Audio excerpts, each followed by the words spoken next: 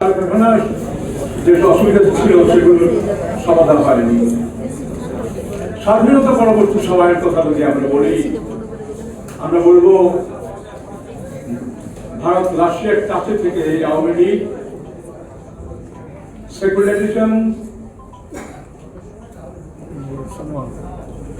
সমাজতান্ত্রিক অর্থনীতি এগুলো গ্রহণ করেছেন। এগুলোর সাথে আওয়ামী লীগের কাজকর্মের এবং স্বাধীনতার যে চেতনার কথা বলে তার সাথে কখনোই মিল ছিল না। বাঙালি জাতীয়তাবাদের কথা বলে তখনকার নেতা বলেছিলেন আমরা সব বাঙালি হয়ে যাব। তখন বলছে হুজুর আমরা তো পাহাড়ি, আমরা বাঙালি হবো কেন? সেটা রাজনৈতিক রূপদান করেছিলেন আমাদের নেতা প্রেসিডেন্ট জিয়াউর রহমান বাংলাদেশি জাতীয়তাবাদ গ্রহণ করে। সেকুলারিজম আমাদের দেশের মানুষ কখনোই ধর্মনিরপেক্ষতার নামে ধর্মহীনতা কখনোই চায়নি। জিয়াউর রহমান প্রথমে এসে